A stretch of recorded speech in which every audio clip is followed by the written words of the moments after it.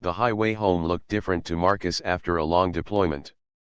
The fields were a deeper green, the clouds seemed lower, and that old wooden sign for the county line still leaned a little to the left the way it always had. He drove with the windows cracked and let the warm air roll in. He wanted a quiet evening, nothing big. He planned to stop at the small roadside bar he remembered from years ago, eat something simple, listen to the soft sound of people talking, and sit where nobody needed anything from him. The sun was sliding down when he pulled into the gravel lot, and the wind pushed a dry, sweet smell across the road from a nearby field. He turned off the engine and sat for a moment, breathing. He was home, even if only for a little while. Inside, the place looked almost the same as it did in his memory. There was the long wooden counter with small scratches from years of use, the narrow row of stools, and the big chalkboard listing daily specials in uneven letters. A steady hum of conversation lived in the room, not loud and not tense, just warm. A baseball game played on a small TV above the bar. A couple of people watched with half interest, heads turning only when the announcer got excited. The light in the room was soft, a mix of amber bulbs and the last lines of sunset slipping through the front windows. He chose a stool near the far end, where he could see the door and the whole room without feeling like he was in the middle of it. The bartender, a woman with calm eyes and tired hands, walked over with a cloth in one hand and a simple, friendly smile on her face. Her name tag said Dana.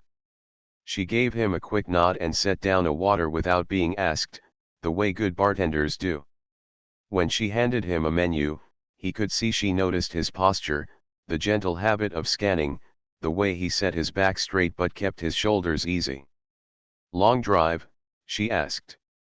"Long year," he said, with a small smile. "Home on leave." Her eyes softened.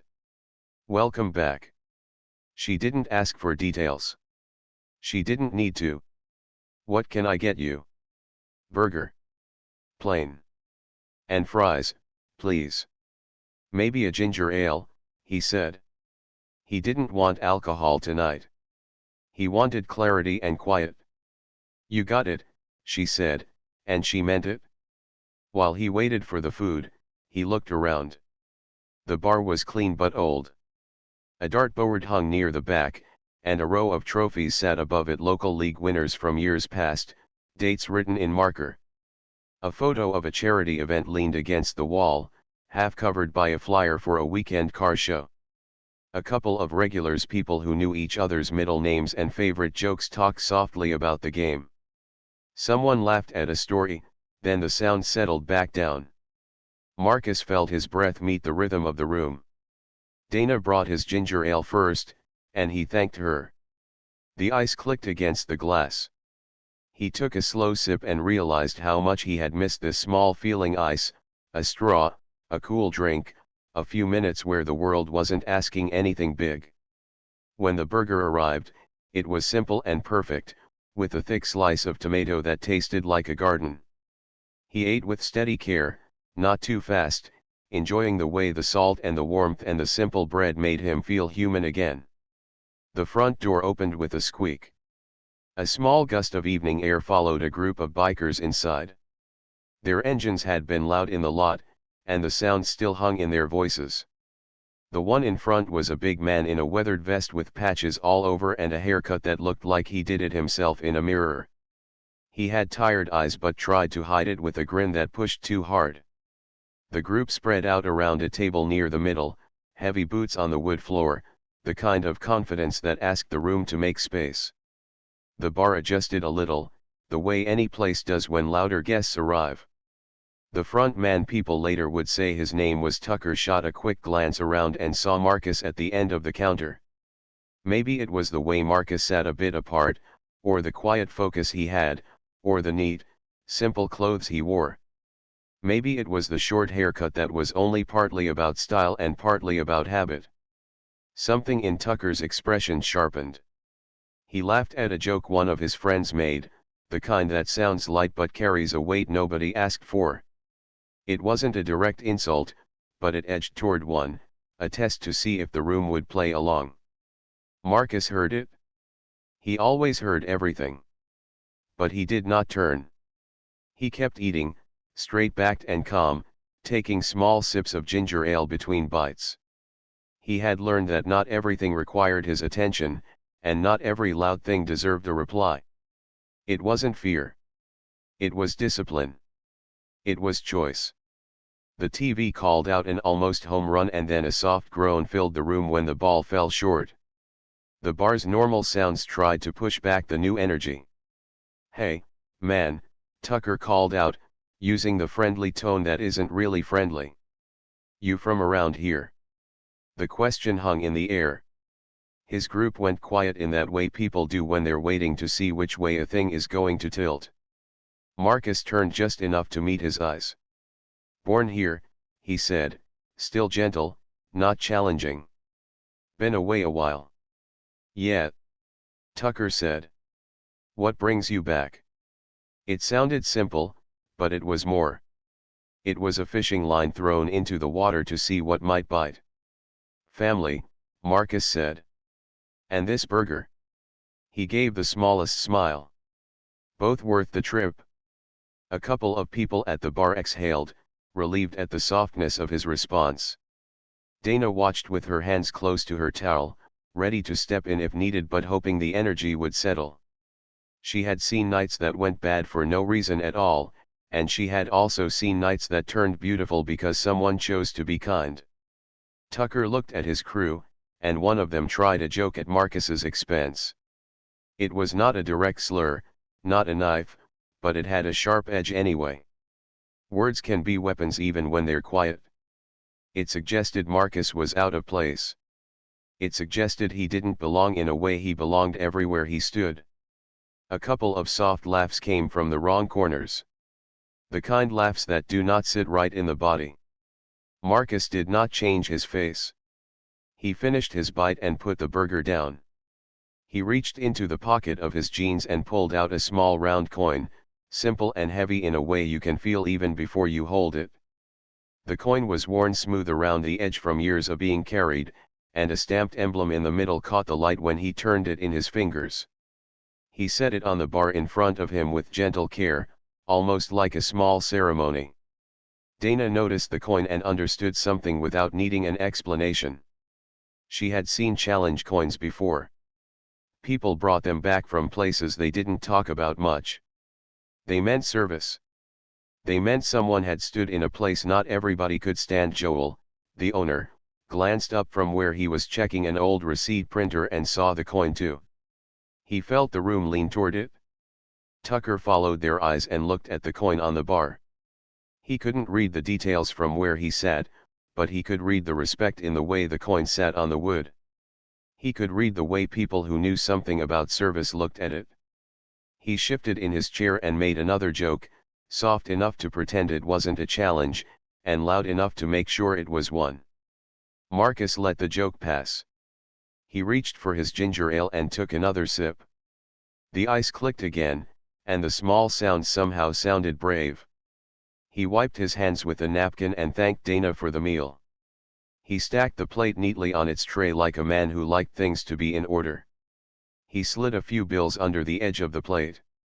He did everything slow and visible, as if he wanted the moment to be clear, no rush, no fear, nothing hidden.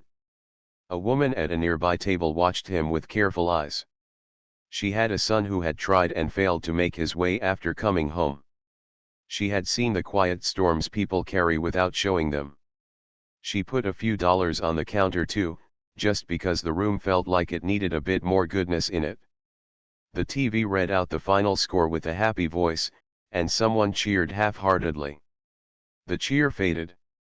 Outside, a truck rolled past, gravel popping under its tires.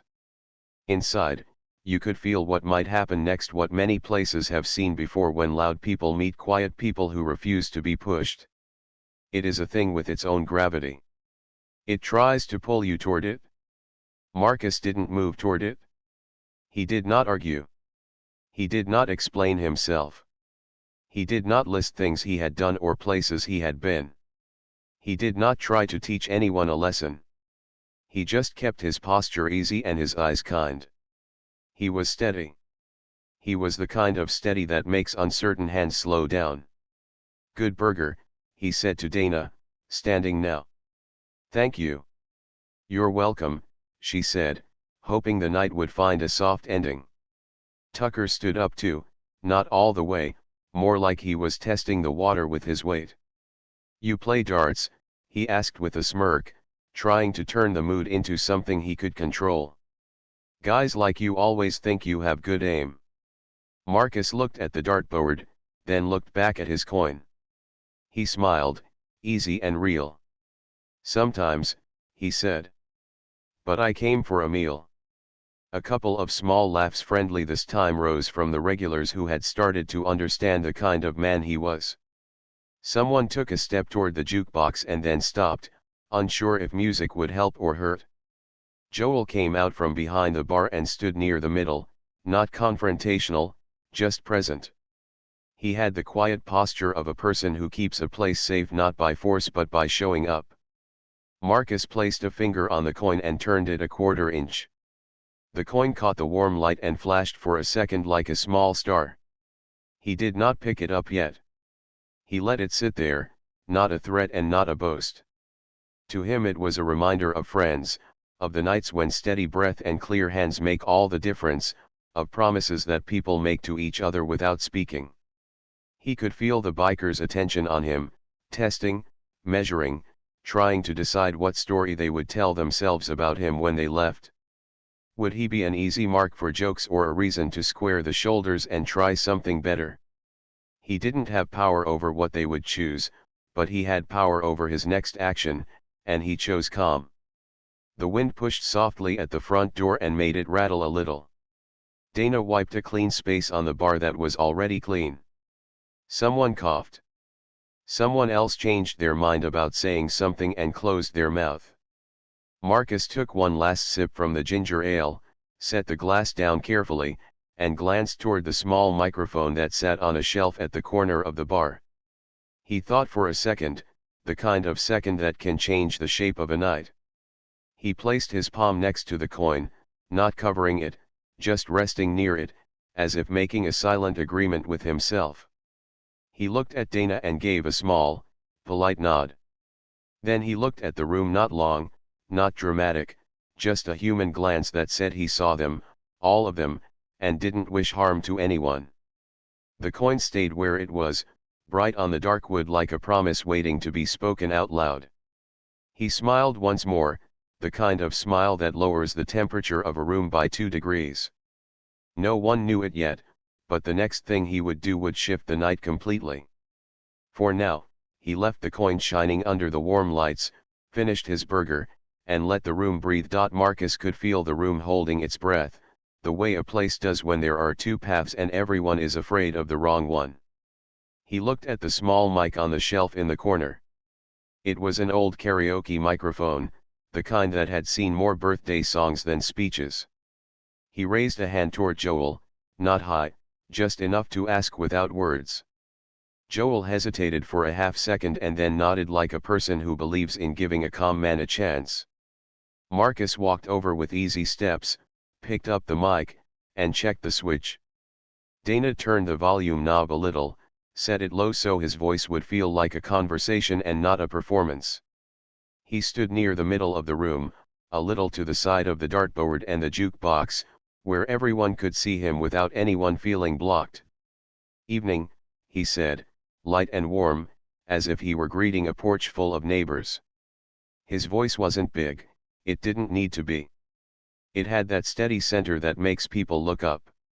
"I'm Marcus. I grew up in this county. I've been away for some time, and tonight I wanted a quiet burger and a cold drink. That's all." Soft smiles flickered around the room. He nodded toward Dana and Joel. "I got both. Thank you." His thanks sounded honest, not dramatic, and that honesty spread like a gentle light. He let the mic rest against his chest for a moment. "I don't want to bother anyone," he said. "But I do want to say something. I'm grateful to be home. I'm grateful to walk into a bar where the floor creaks the same way it always did, and the fries still taste like real potatoes. I'm grateful that the people in this room can meet each other tonight without fear. He glanced at the bikers, not with challenge, but with recognition, the way one traveler looks at another and says, I see that you also came far. I've learned something on the road. When nights take a hard turn, it's usually because someone had a rough day that turned into a rough word, and then that word kept growing. I don't want that for us. He pointed gently at the tip jar Dana used for server birthdays and holiday drives, an empty glass sitting on a shelf. I want something better. Could I borrow that jar for one night? He asked. Dana blinked and then nodded, surprised but already moving. She brought the jar and wiped it once just to buy a second of courage. Marcus took a napkin and a pen from the bar and wrote in clear, simple print, Emergency Fund for local veterans tonight only. He folded the napkin, slid it inside the glass so the words faced out, and set the jar on the counter with care. The way he placed it felt like setting down a lantern in a dark tent. I'd like to start it, he said. He reached into his wallet and put in a bill without showing the amount. He did not hold it up. He did not wait for applause. He just dropped it in and the sound of the paper against the glass was small and good. I know folks have different budgets.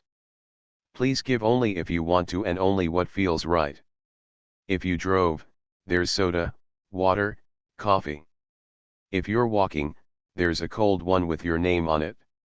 I'll cover the first round. A soft wave of surprise rolled across the room. He raised a hand before anyone could protest. I insist. I've been helped many times. Let me do this. The regulars looked at Joel. Joel looked at the cash register, then at Marcus, then at the room. This was his place, and he protected it with his own quiet code. He gave a small nod that meant, okay, let's see where this goes.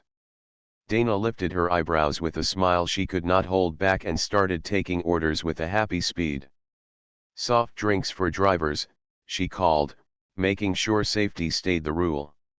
She lined up a few glasses, I singing as it hit the bottom, and passed them down.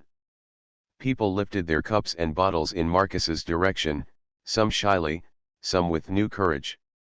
Tucker watched it happen, one eyebrow bent like he was trying to decide if this was a game he understood. He leaned back in his chair, boots wide, hands laced over his stomach. Buying the room a drink, he said, a little laugh in his voice.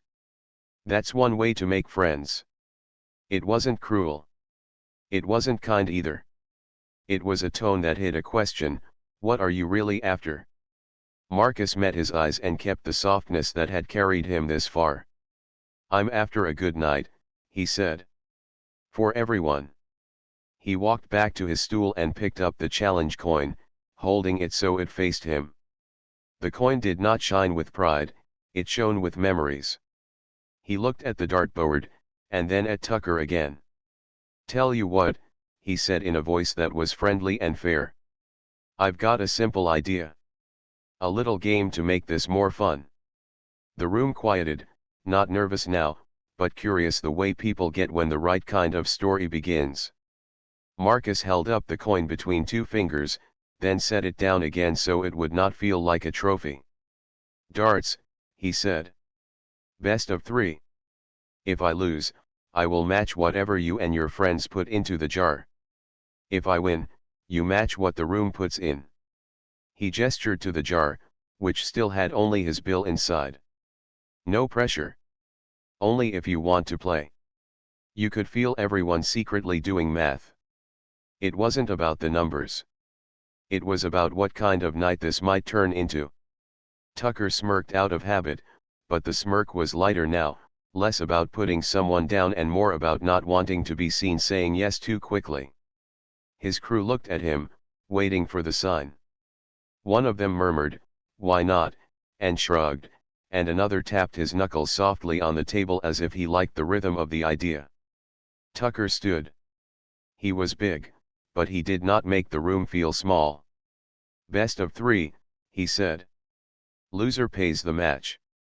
He was trying to keep control of the story, but the story had already changed. It no longer lived in his volume, it lived in the jar on the counter and in the simple rules that felt fair to everyone.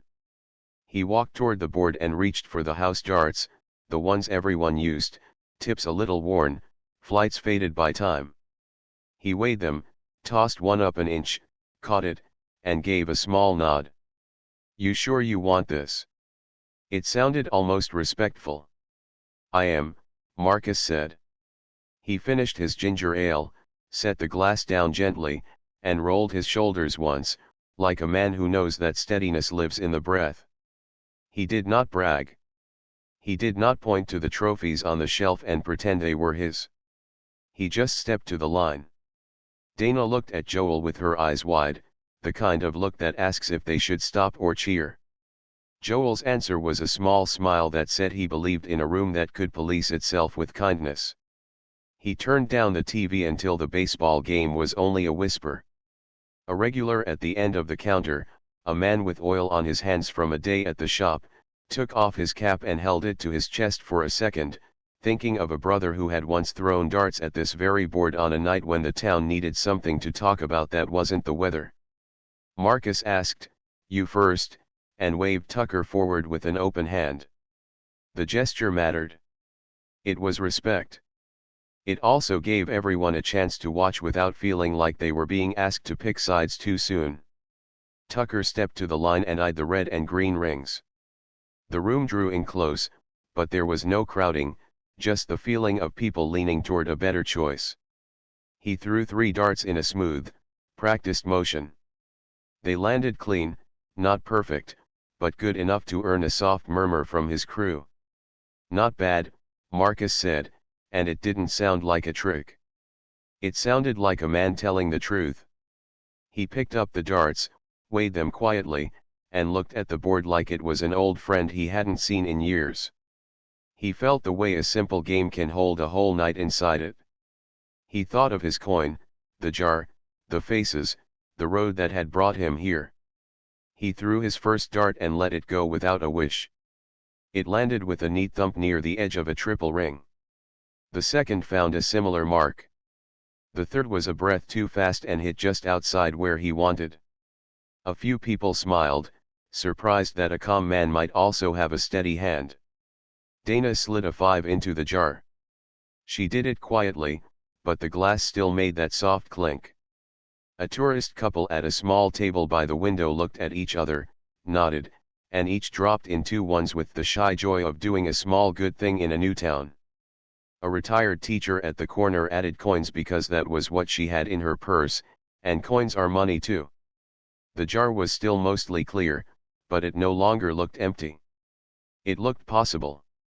Between throws, Marcus spoke into the mic again, still low, never pushing.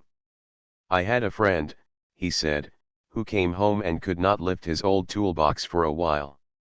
He used to fix everything: cars, toasters, broken fences, but his hands needed time. He didn't like asking for help. The rent was due.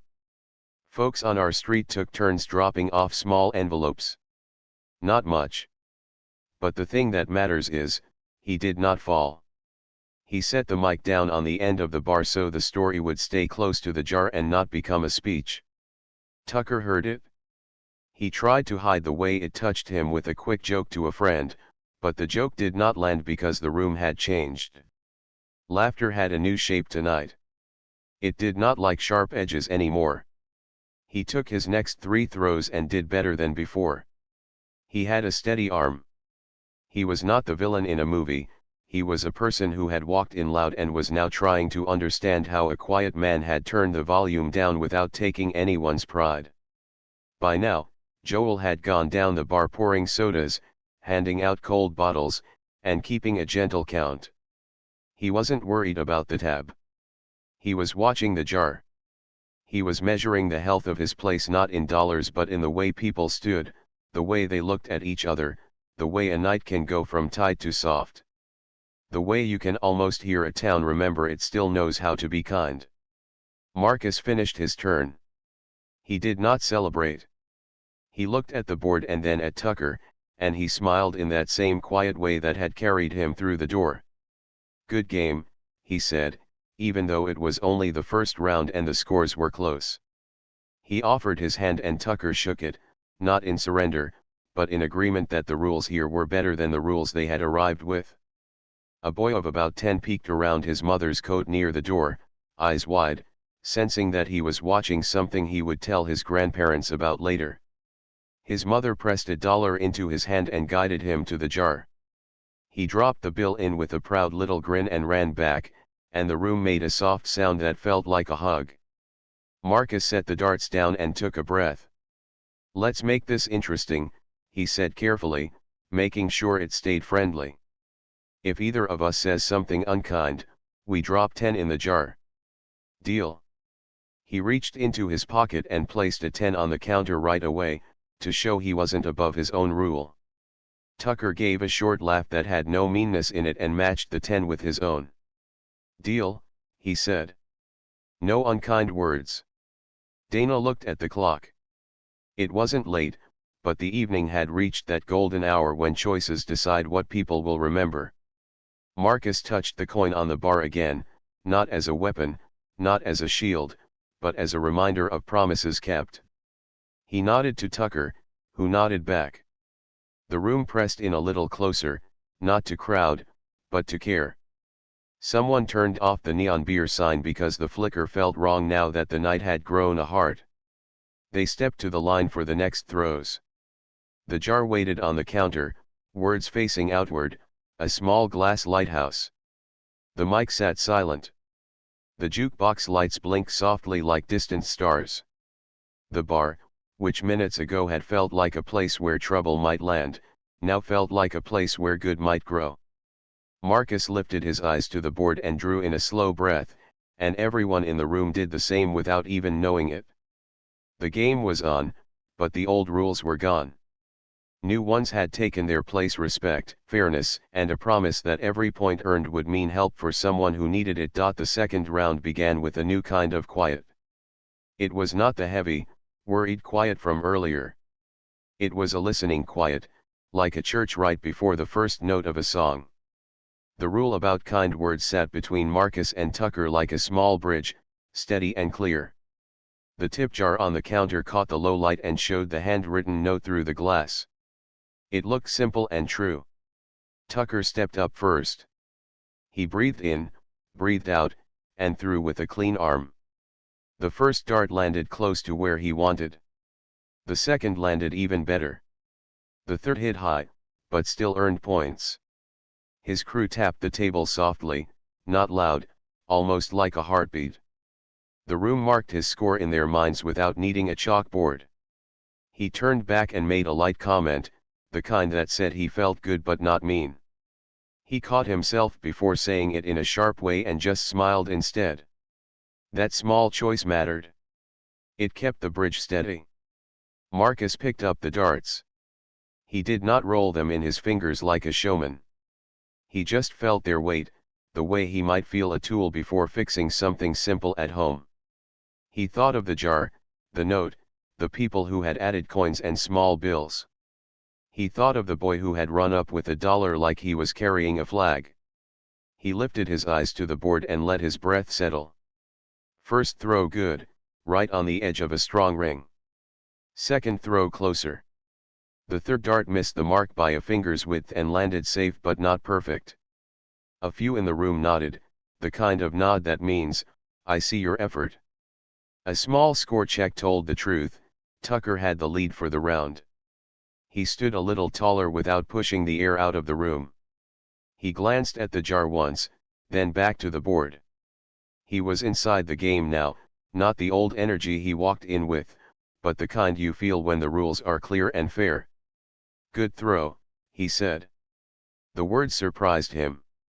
They felt nice in his mouth, like he had been thirsty for something simple and finally took a drink. "Thanks," Marcus said. He meant it. Dana moved behind the bar like a steady river. She wiped, poured, counted, and smiled in small ways that kept everyone anchored. In the quiet between turns, she pulled down the chalkboard and wrote a quick line under the day's specials: Tonight only, Veterans Emergency Fund, thank you. She dotted the last letter with a tiny star because it made the note friendlier. A couple at the window saw her write it and dropped in $2 more, then looked at each other with the happy wonder of people who had not planned to be part of anything and suddenly were. Tucker took his next set of throws and did well, better than well. The third dart hit a sweet spot that made his friend whistle under his breath. It was not a showy sound. It was respect. The gap widened. Marcus would need a careful answer. He did not rush. He touched the coin on the bar with his fingertips for just a second. When he lifted his hand, a small circle of light remained in his memory, like the way the sun stays in your eyes when you look away from it. He stepped to the line and threw. The first dart found a strong place. The second did too. The third brushed a wire and fell to the next ring, still good, but not the miracle the math needed. A soft exhale moved across the room. Not disappointment, more like patience meeting reality. Tucker won the first round by a handful of points. He did not raise his arms or clap himself on the back. He turned to Marcus and gave a short nod.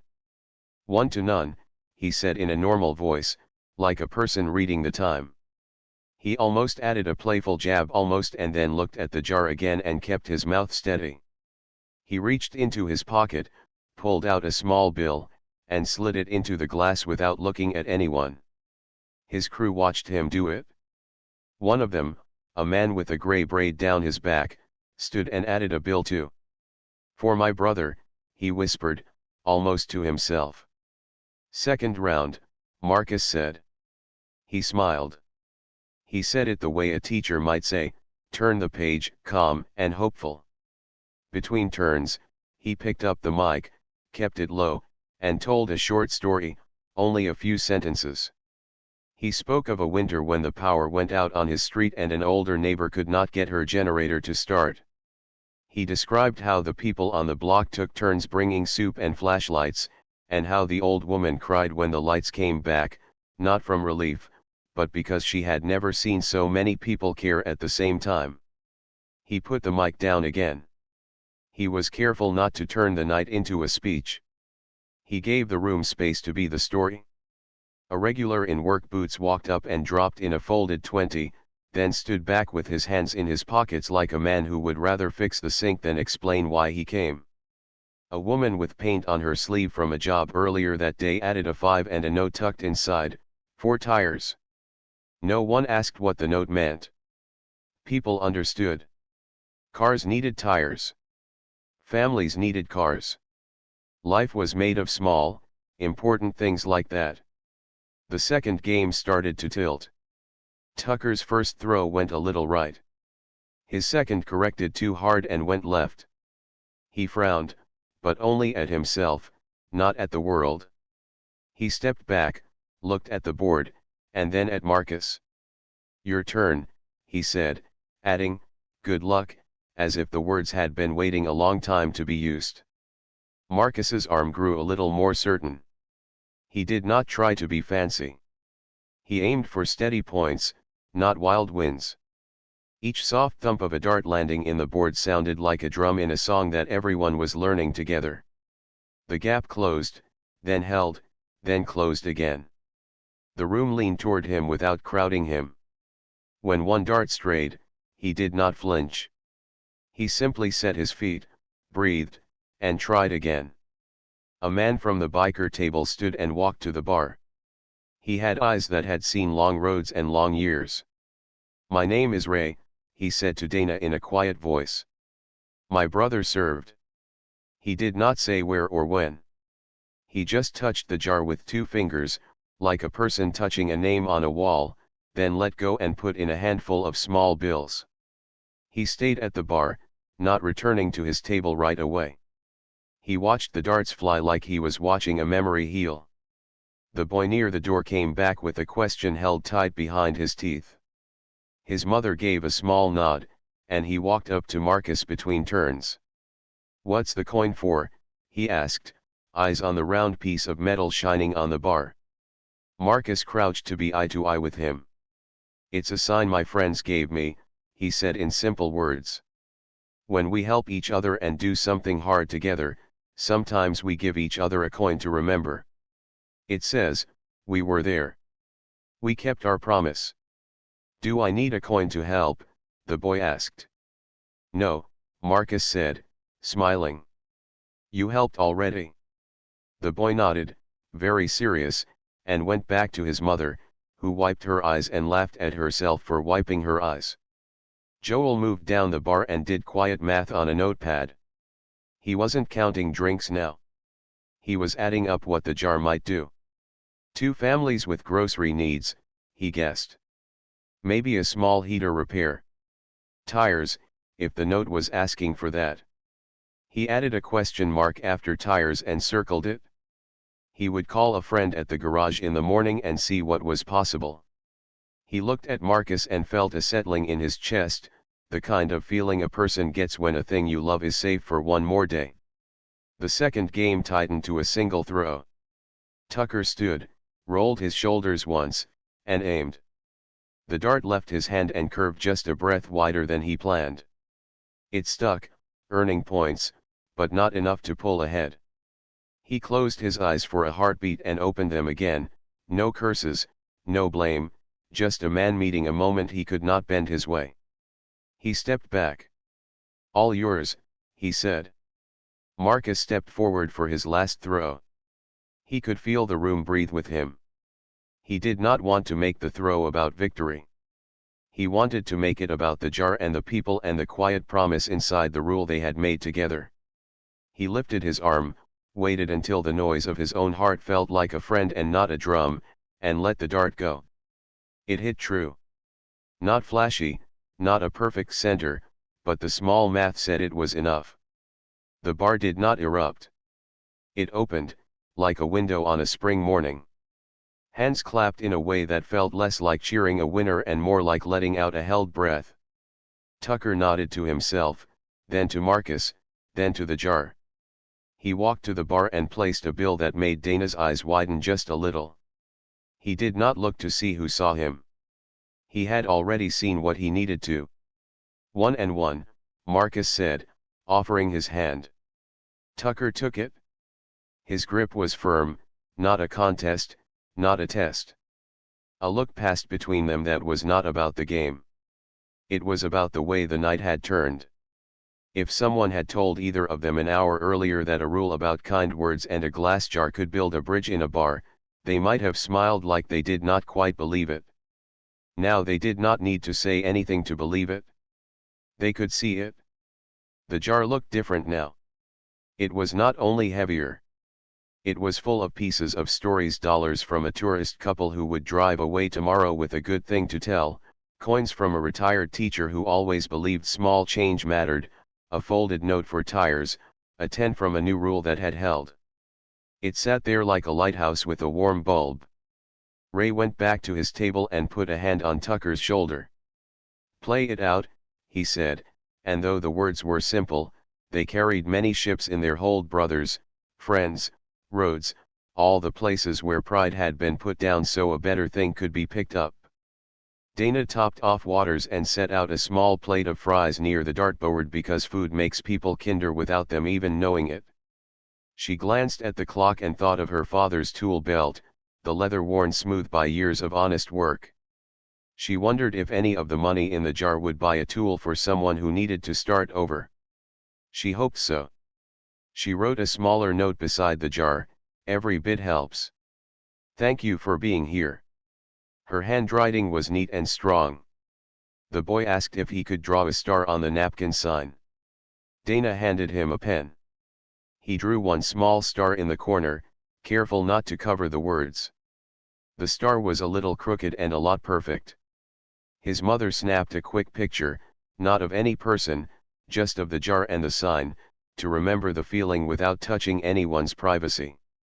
Kindness won tonight, she typed under the photo, then put her phone away to stay in the moment. They set the darts on the counter for a second while both men took a drink of water.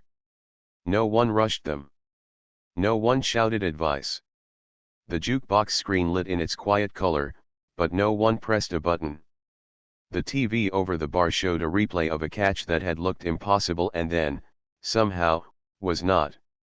"One more," Tucker said. "One more," Marcus agreed.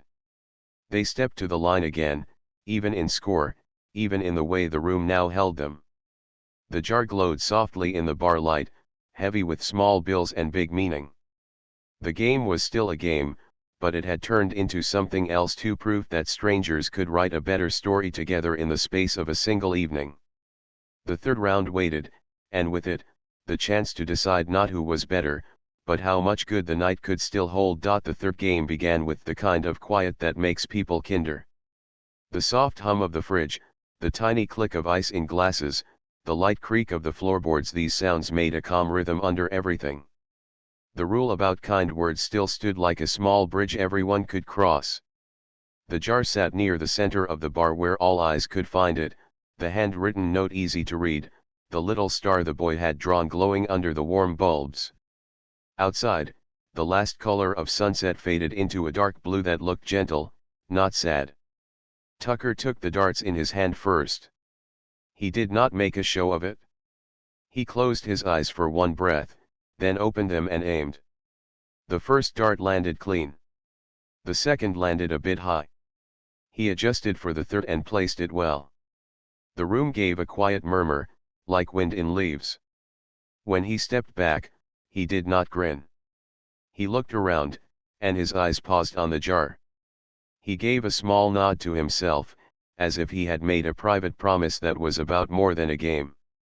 Marcus walked to the line and lifted the darts as if they were everyday tools.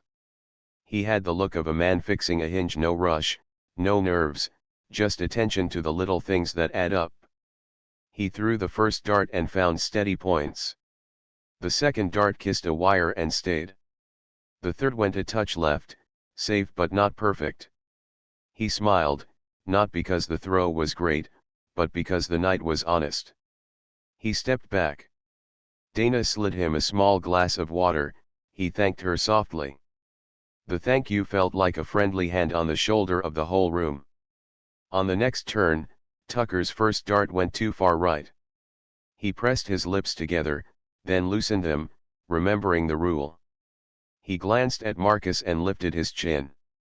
"Your steadiness is something," he said, and it sounded like a true compliment. He took a small bill from his pocket and slid it into the jar for the miss, as if to pay respect to the new rhythm of the night. His second dart landed well, his third better. He stepped back lighter than before, as if letting go of a weight no one else could see. A couple walked in late, shook the road off their jackets, and stopped when they saw the board and the jar. Joel greeted them with a quiet smile and told them what was happening in two simple lines. He did not sell it. He just shared. The couple ordered 2 sodas, put a 10 in the jar, and took a seat with the happy faces of people who find a good story by accident. The boy near the door, still watching everything, counted the cash in the jar with his eyes and gave up when he reached too many 5s to keep track.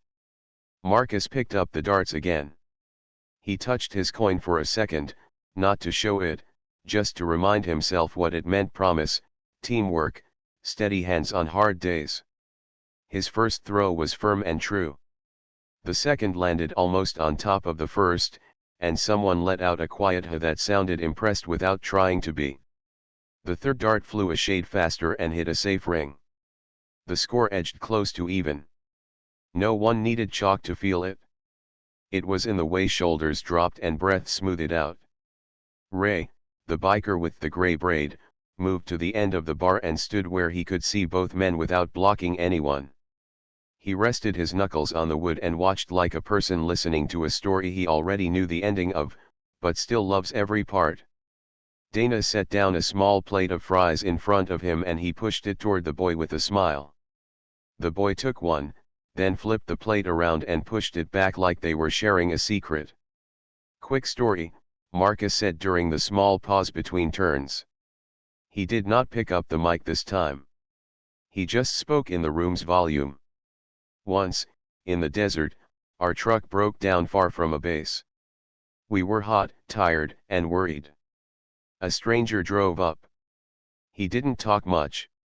He gave us water, helped us fix a tiny line with tape, and left us a spare he knew we might need later.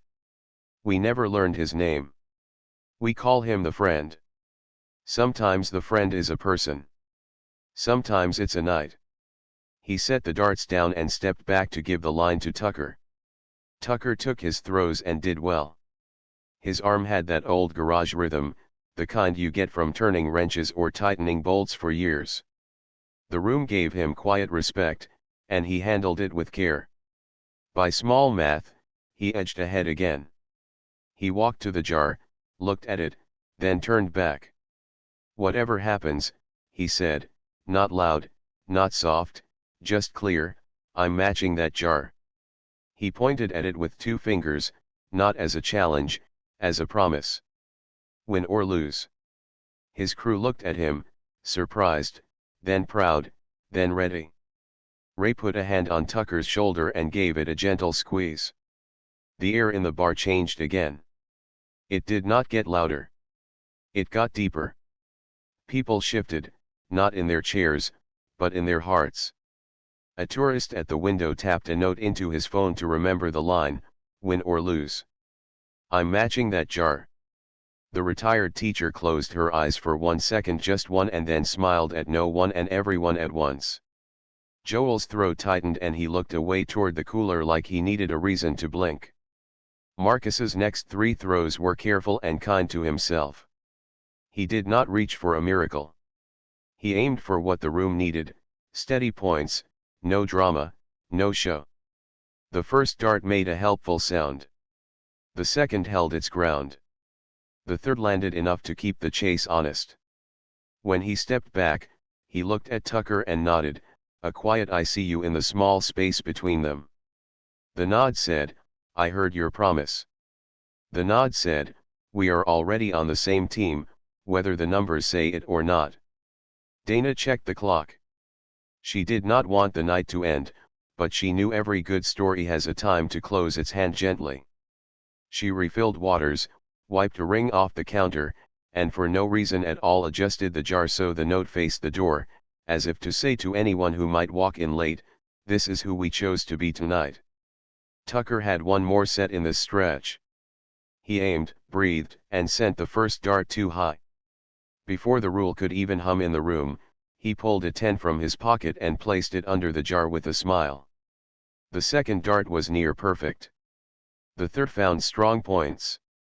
When he stepped back he said, "Steady on," almost like a coach, but kinder. The phrase landed lightly in the room and stayed, like a small bird that decides to trust a porch. Marcus held the darts again and listened to his breath. He thought of a friend who had once told him, "You don't have to be amazing. You have to be faithful." He smiled at the memory and let the words stand next to him like an old teammate. The first dart flew and landed in a way that made the math lean his way by a finger. The second made the lead a little more sure. The third went wide. He closed his eyes for a heartbeat, opened them again, and accepted the small truth of it. He did not shake his head. He did not fuss. He reached for water and thanked Dana again. By now the jar looked like a small green garden. Bills of different sizes leaned on each other, held up by coins that turned the bottom into soft metal rain. The note inside was a little fogged from the air and the heat of the room, but the words were still clear. "Emergency fund for local veterans tonight only." The tiny star in the corner made the words feel like a hug. They were close. Everyone could feel it. It would come down to the last turns. Tucker stepped forward for his final 3. He glanced at Ray. Ray gave a nod that said, "You know who you are." Tucker breathed. He threw one good dart, one very good dart, and one that landed safe but not strong. He stepped back with a smile that did not need to win to stay on his face. He looked at the jar one more time and then at Marcus. "Make it count," he said. It was not a dare. It was an invitation to finish a good thing well. Marcus stood at the line with the darts in his hand. He heard the fridge hum, the ice click, the whisper of someone shifting on a stool. He heard the world be simple. He looked at the board and then, just for a second, at the jar. He lifted the first dart and exhaled. It landed helpful. He lifted the second and exhaled again. It landed better. The room grew still in a warm way, like a living room when everyone leans in to hear the last line of a story. He held the third dart and did not hurry. He let the night speak to him, the boy's star, raise hand on a shoulder, a stranger in a desert, a rule about kind words that had held. He threw. The dart flew in a smooth line and struck with a sound everyone would remember later, not because it was loud, but because the silence around it made it sweet. The small math said it was enough. You could feel it like you feel the first drop of rain after a hot day. No shout split the air. Instead, a soft wave of clapping rose and spread, hands meeting hands the way people thank a choir after a quiet song. Someone laughed, the kind of laugh that is really a cry with a smile on it. Someone else wiped a cheek and pretended it was the light. Marcus stepped back from the line. He did not raise his arms. He did not bow. He turned to Tucker right away and held out his hand as if the only throw that mattered was the one he had made at the start of the night, a throw of respect across a small distance.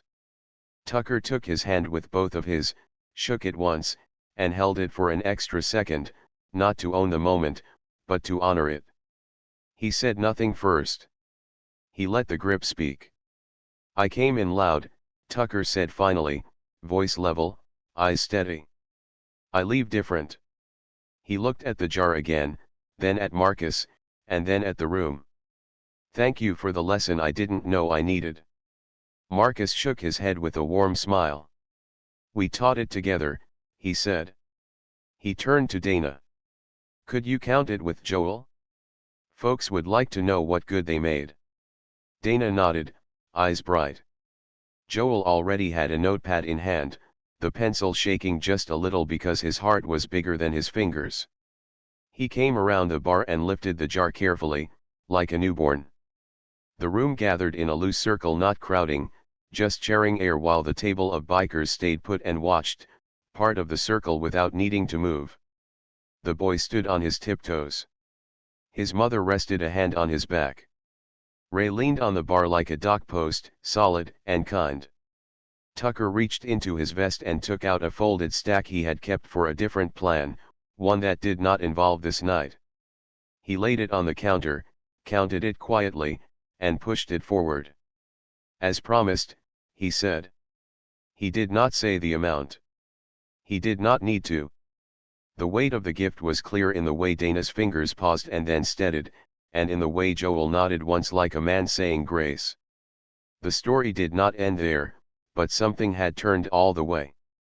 The room felt it. The final throws were only part of it. The larger thing was the choice everyone had made together, the $10 rule that kept the bridge strong, the small bills folded with private hope, the soft hands clapping after the last dart sounded like a bell. Marcus looked around and let the picture burn into his memory, the old trophies, the chalkboard line, the jar's fogged glass, the boy's star, Dana's bright eyes, Joel's careful count, Ray's steady stance, and Tucker's shoulders finally at rest. The night still had a few steps left, a count to share, a small picture to take without faces, a plan to start, but the game was over, and it had ended in a way that made everyone a little taller inside. The bar took a slow breath. The story had found its turn. Joel and Dana carried the jar to the end of the bar and poured the bills and coins onto a clean towel. They smoothed the paper with careful fingers and made small stacks by size. No one crowded them. People held a soft circle and kept their voices low, as if they were standing in a library where good news was being written by hand. The boy watched the counting with his mouth open, then shut it quick when he remembered to be polite. Tucker stood beside Ray with his hands open at his sides, not crossed, not tight, just ready. Joel added the last column on his notepad and looked up. His voice came out steady but warm. He shared the number, not loud and not quiet, just clear enough for the room to hear. It was more than anyone expected when the night had begun. It was not a fortune, but it felt big because it had come one small choice at a time. When he finished saying the number, people did not cheer. They breathed. They smiled. A few covered their mouths with their hands because sometimes joy needs a second to find its way out. Then Tucker stepped forward and put down what he had promised. He did not make a speech. He did not ask for a clap. He pushed the folded bills toward Joel, nodded once, and stepped back to stand next to Ray again. The gift made the stacks double in a blink. Dana blinked too and pressed her fingers to her heart because her chest felt too full. The retired teacher closed her eyes for a moment and whispered, "Good," the way some people whisper a prayer. The tourist couple took a picture of the jar and the handwritten sign only, no faces, and typed a short line to remember later, "A small town taught us something tonight." Joel looked at the total a second time and gave a practical summary of what it could do. 2 families would have groceries for a month. Someone who needed warm clothes would get a new coat and boots before the weather turned. A small heater repair could be covered when the first cold wind came.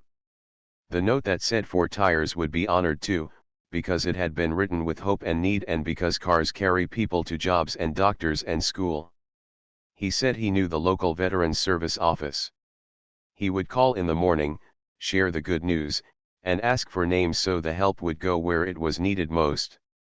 He asked if anyone had other ideas. People nodded and offered small suggestions in gentle voices. No one tried to own the plan. The plan belonged to everyone. "Thank you," Marcus said. He kept his voice easy. He did not stand on a chair. He did not try to make the night bigger than it already was. "This is what I hoped for. Not attention. Not noise. Just help." He looked at Tucker. "And thank you for your promise." Tucker met his eyes and gave that small nod again. "I had a lot of road in my head when I walked in," he said. "You gave me a better map." Ray put a hand on Tucker's back and patted once. The touch said more than words. Dana set the jar back on the counter and turned the sign so the words faced the room. The boy asked if he could draw one more small star in the corner. She handed him the pen, and he drew it as carefully as he could. It came out a little crooked, and somehow that made it perfect, like a star a person could trust. Joel wiped his notepad, took a breath, and then spoke an idea that had been growing in his mind since the jar first landed on the wood. "What if we do this again?" he asked. "Nothing fancy. No big posters. Just a simple night, once a month. A jar, a note, some kindness.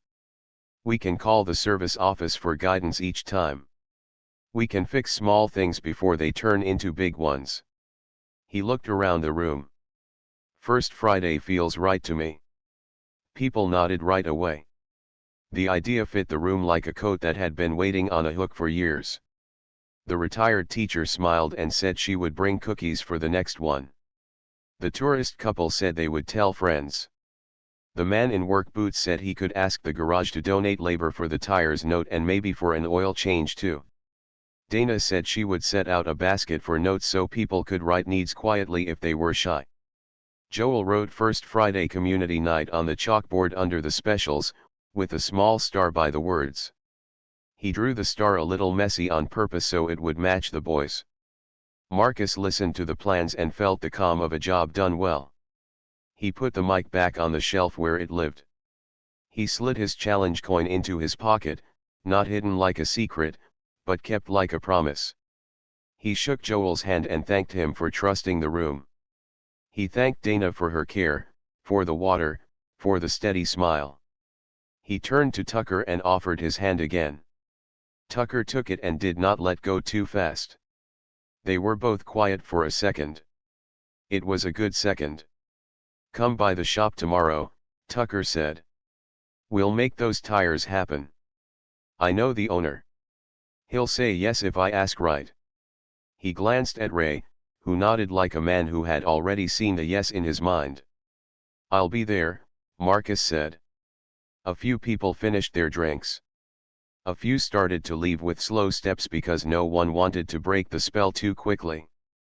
The boy and his mother walked up to the jar one last time. The boy touched the glass with 2 fingers like it was a bell that did not need sound. Then they waved and went out into the gentle night. The door made its little squeak and then closed. The bar held the kind of quiet that feels like a blanket. Joel counted the money into an envelope and wrote Veterans Community Night on the front.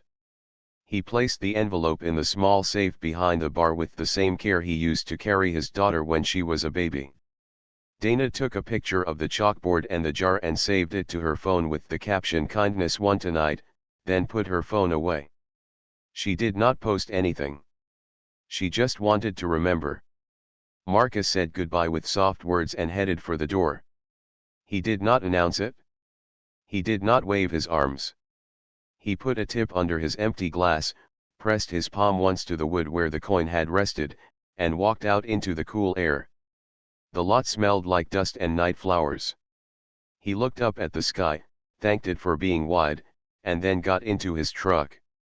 As he pulled away, he saw in the mirror the little glow of the bar's front window and the shape of people moving inside it like a slow dance.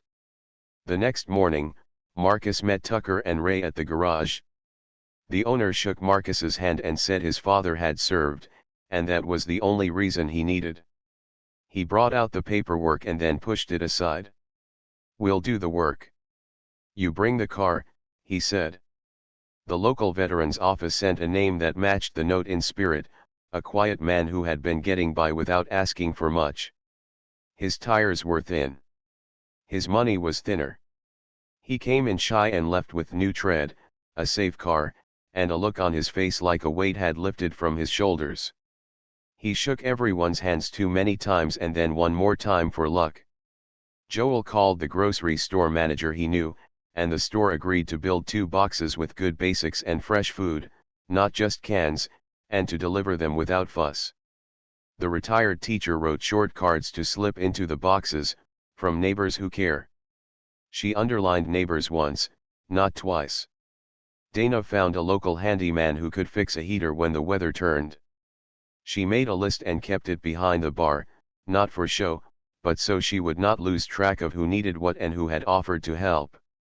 By the end of the week, the jar's money had turned into receipts, phone calls, and real things people could hold and use.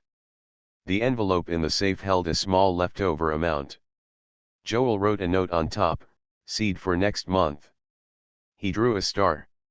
It came out crooked, and he laughed at himself and kept it anyway. News of the night moved through town in a quiet way.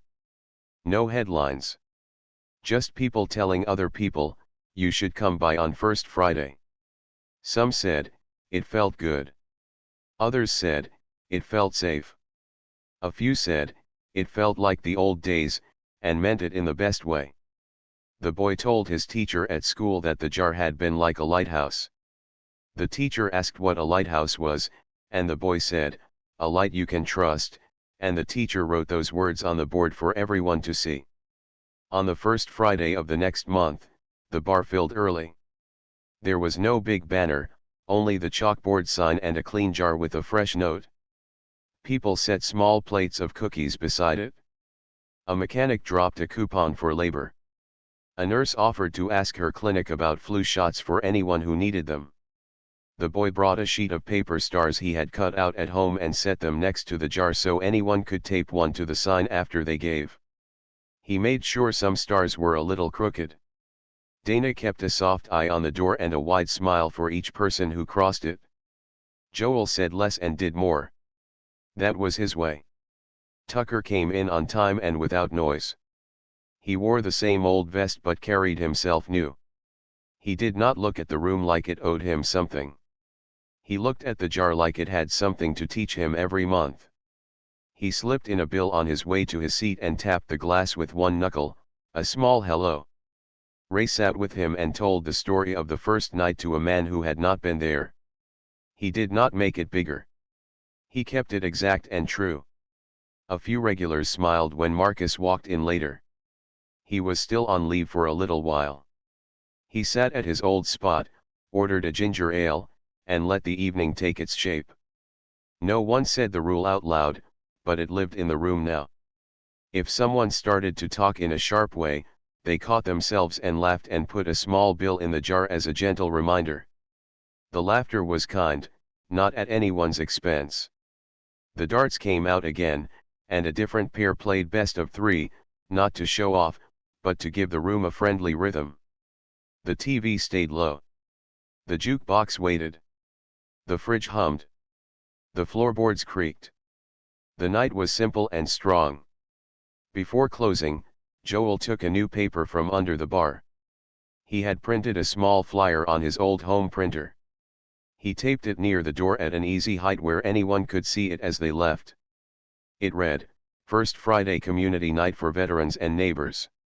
Under that he wrote, "Kind words only. Small gifts.